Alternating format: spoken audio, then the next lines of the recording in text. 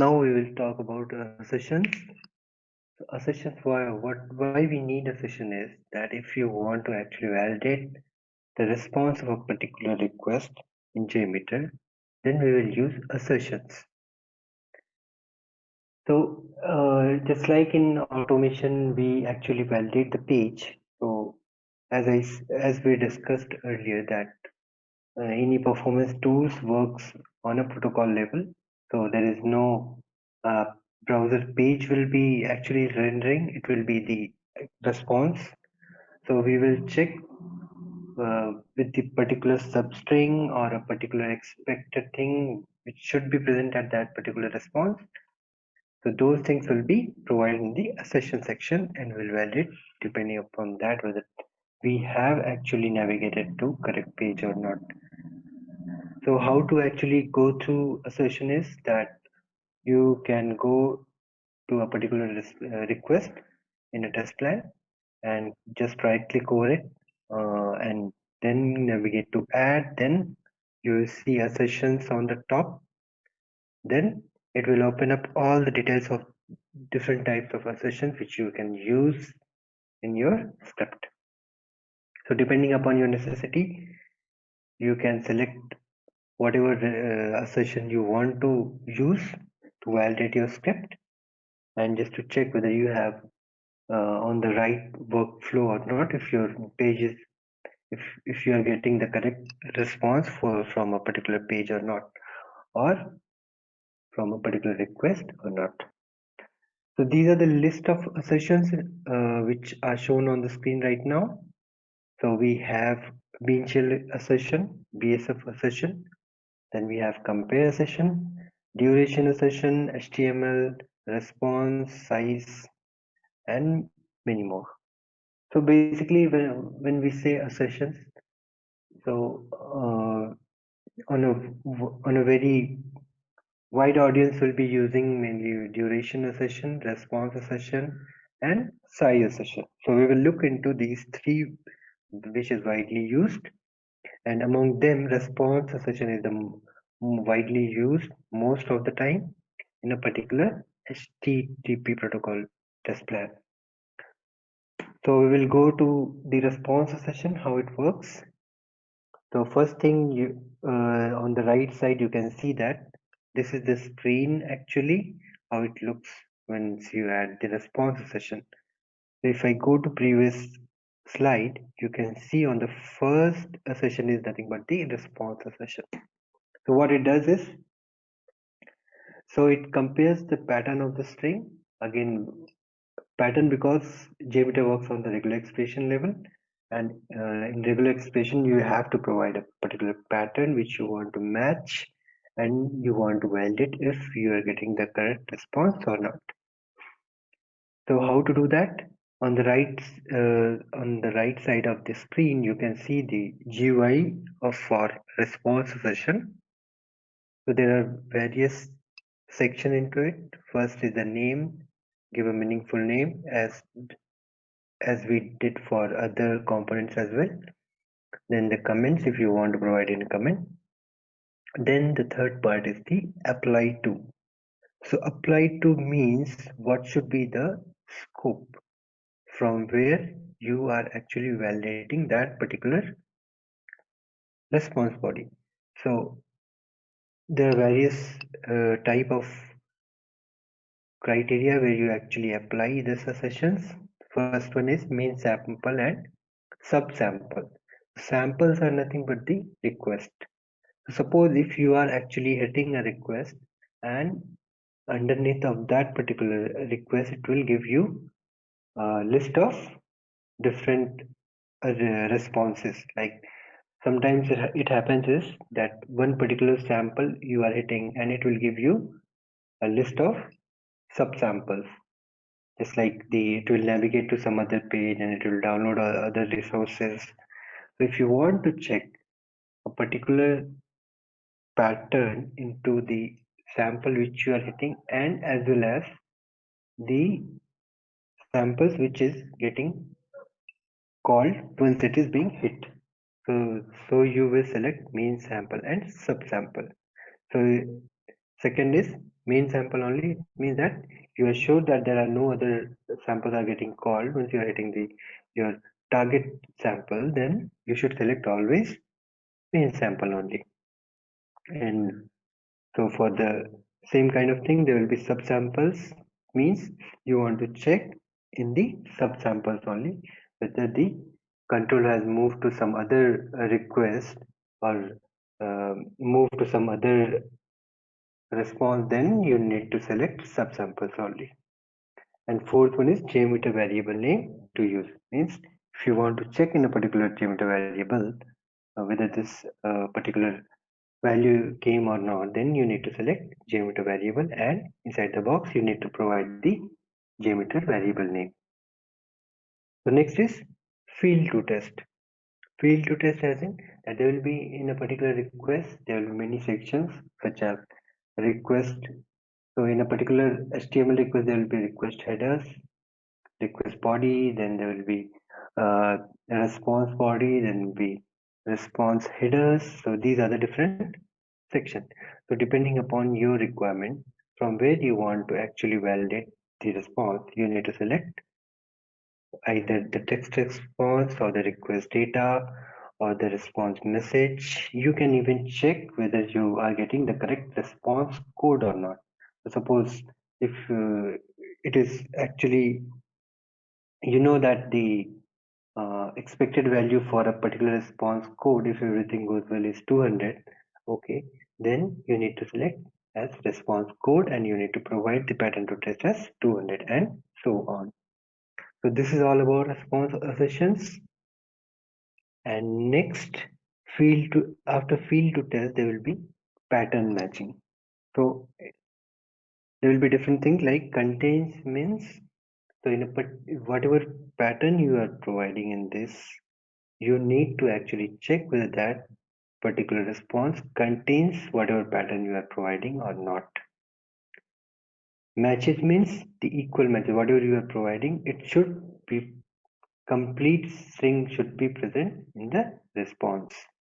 Equals means whatever pattern you are actually giving, that should be equally matched to your full response.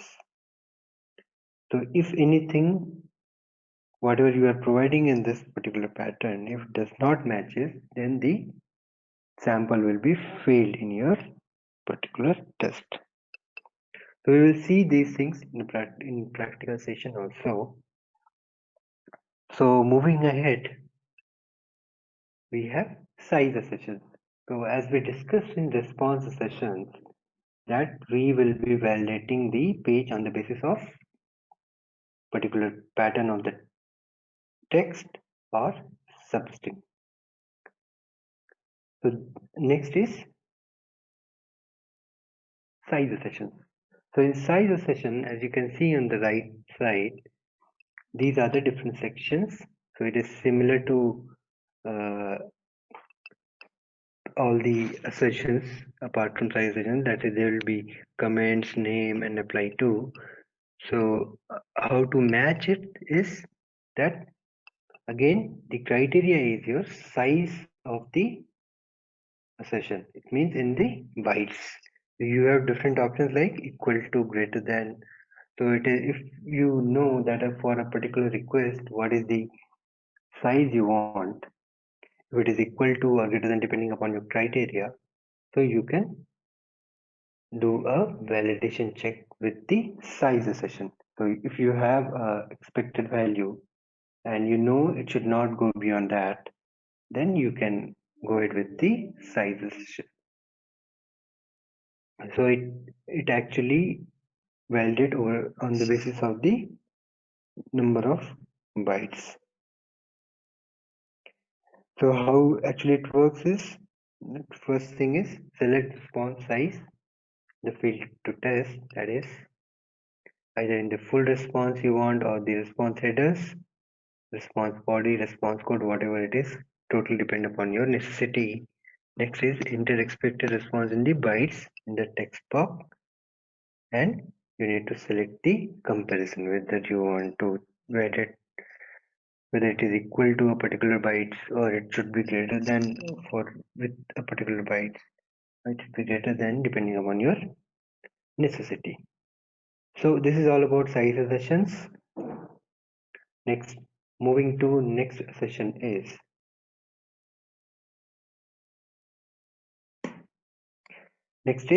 duration assertion. So what actually duration assertion does is that it will verify whether the server is responding in a particular time frame or not. So what you have to provide is you have to provide duration in the milliseconds.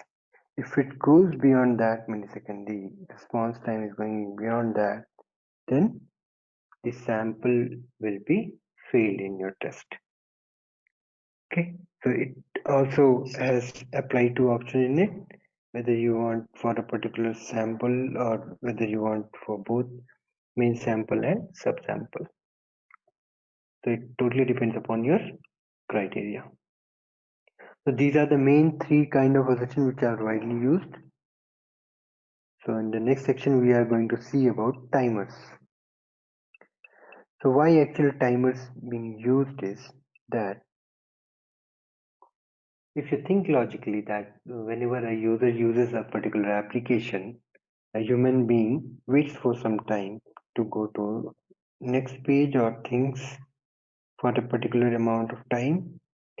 So suppose giving an example, if you go to Flipkart or Amazon website, first is you search a particular product, then you actually validate which product is matching your requirement, then you go and click on it. So that thinking part actually is mimicking the think time in a performance tool. But if you don't provide any timer, any think time, then what actually tool does is it will go ahead and start requesting server on the go. So this is not a real-time scenario. That's why we need timers in between the requests. So in JMeter, timers can be used in different ways. We have different options such as constant timer, uniform random timer. There are different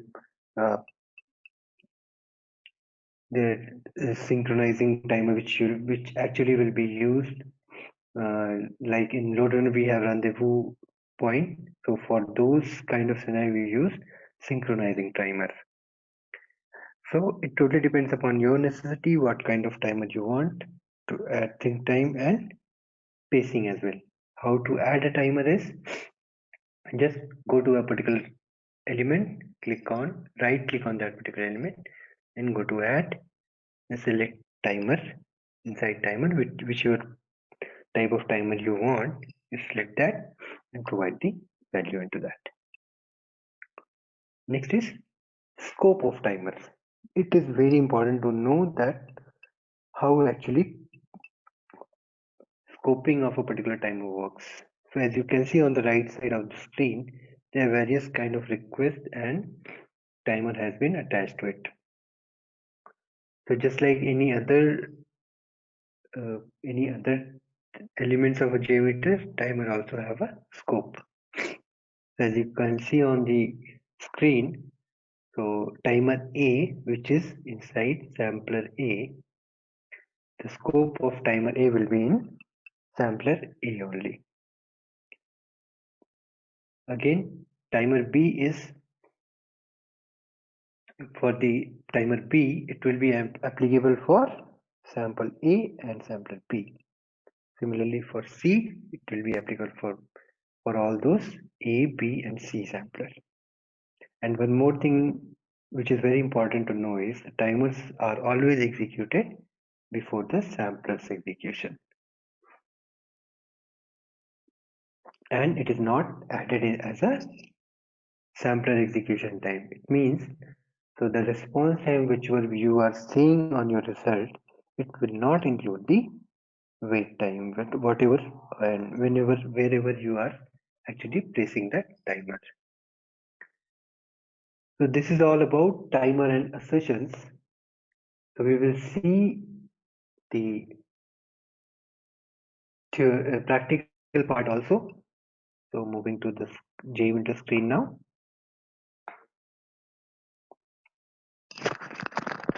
This conference will now be recorded. This conference will now be recorded.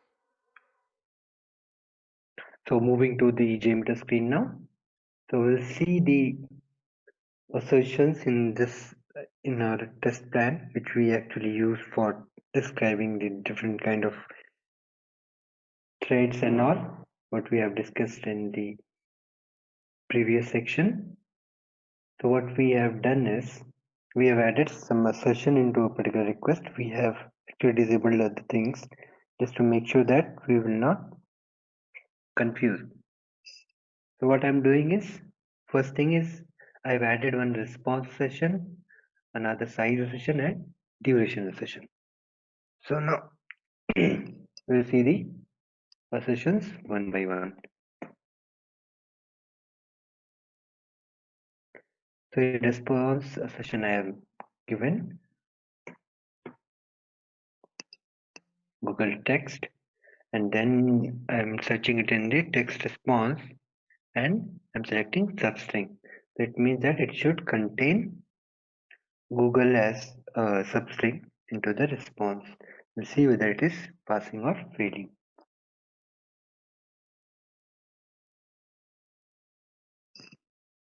This conference will now be recorded. So as I said that it will actually validate. So this is a positive response because we have Google into the response. So next what I'll do is I'll put some random text and I'll check whether passes or not. Now it got failed and you got a response session.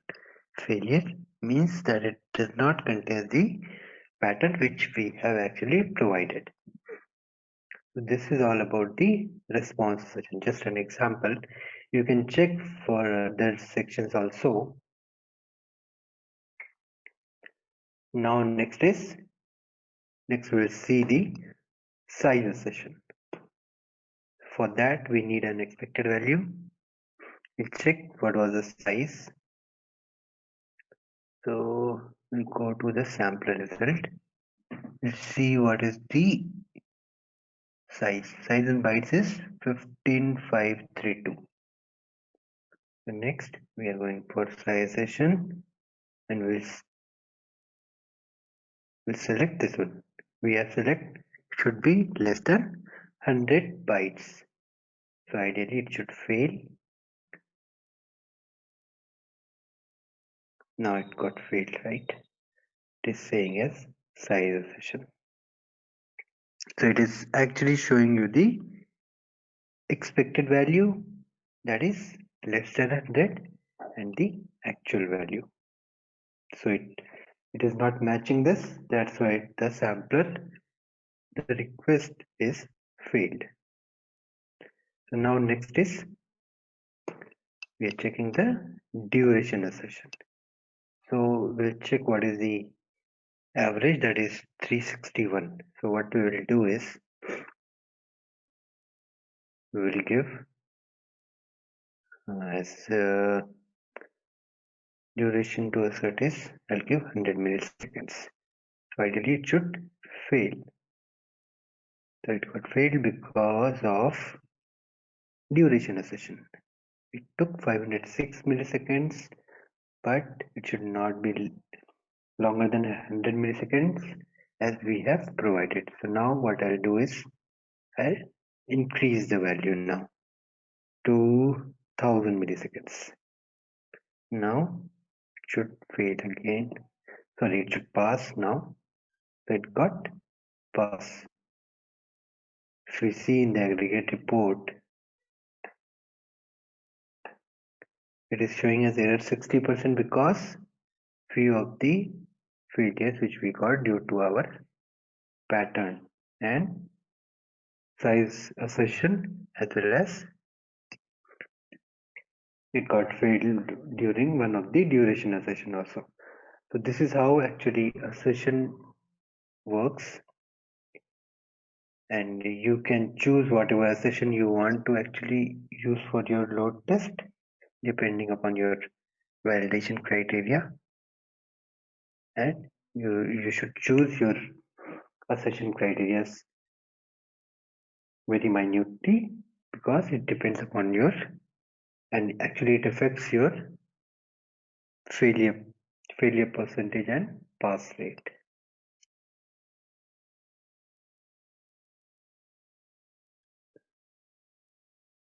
Moving to the timers, so what you can do is, as I said, if you want to actually add the timer, you can directly go here and I'm just disabling everything. Go here and add timer, constant timer of 3000 milliseconds. Now it should wait for 3 seconds, then only it will actually hit it.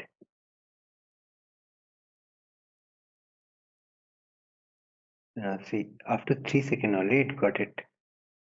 If I hit it again, see over here, 2, 3. Now it will hit. So this is actually timer works.